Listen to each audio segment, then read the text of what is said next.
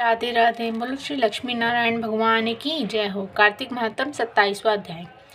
आगे की कथा सुनाते हुए सूत जी ने कहा, हे ऋषियों, इस प्रकार वह राक्षस और पिशाचिनी दोनों घूमते फिरते नर्मदा नदी के तट पर एक वट वृक्ष के नीचे आकर ठहरे। उस वट वृक्ष पर एक गुरु निंदक ब्रह्म राक्षस रहता था। उन दोनों को देखकर वह ब्रह्म राक्षस कहने लगा, अरे तुम दोनों कौन हो और किस पाप के कारण इस दशा को प्राप्त हुए हो? तब राक्षस रूपधारी राजा ने अपना तथा पिशाचिनी का संपूर्ण वृतांत सुनाकर कहा कि अब आप भी अपना वृतांत सुनाइए।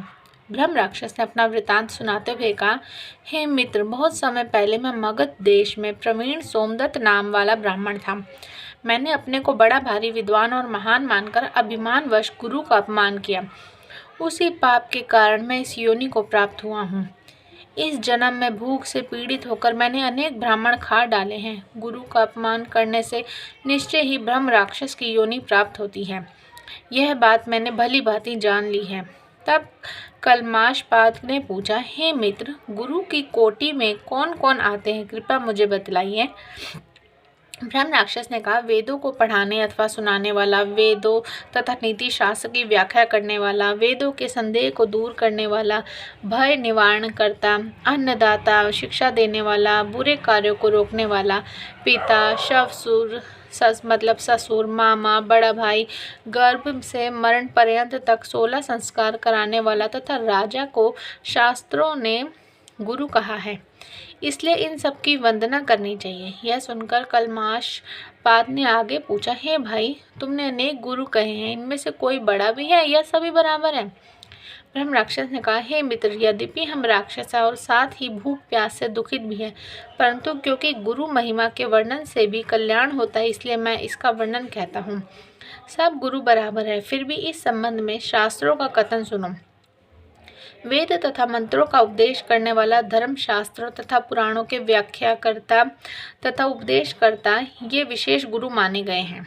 इनमें से प्रमुख गुरु वह है जो देव पूजन कराए, देव पूजा का फल बताए अथवा गुप्त मंत्र का उपदेश दे।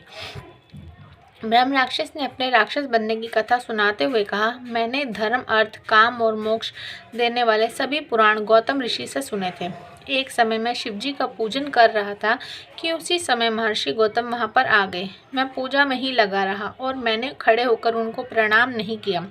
तब शिवजी ने गुरु का अपमान करने के कारण मुझे ब्रह्म राक्षस बना दिया। यह कथा सुनाते हुए सूत जी ने कहा, हे ऋषियों, इस प्रकार गुरु की महिमा का वर्णन करने तथा सुनने से उन तीनों के पाप नष्ट हो गए।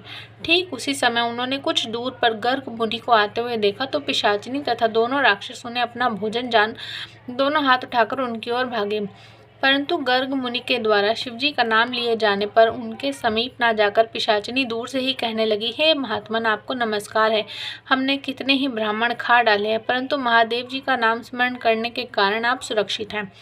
तब गर्ग मुनि ने तुलसी युक्त जल से उनका अभिषेक किया। उस जल का स्पर्श होते ही वे तीनों राक्षस योनि से मुक्त होकर देव रूप हो गए।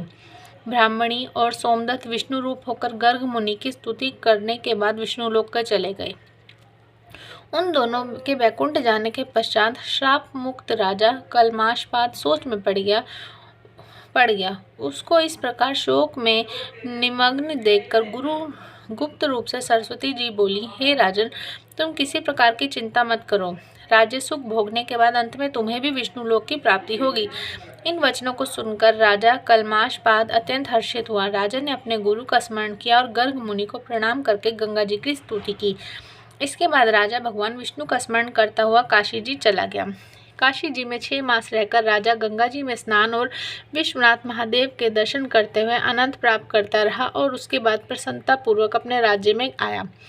तब गुरुजी ने उसका अभिषेक कर उसे पुनः राजा बना दिया और वह अनेक वर्षों तक राज करने के बाद अंत में मोक्ष को प्राप्त हुआ। इस कथा को समाप्त करते हुए सूत जी ने ऋषियों से कहा, हे मुनियों, इसमें आश्चर्य जैसी कोई बात नहीं।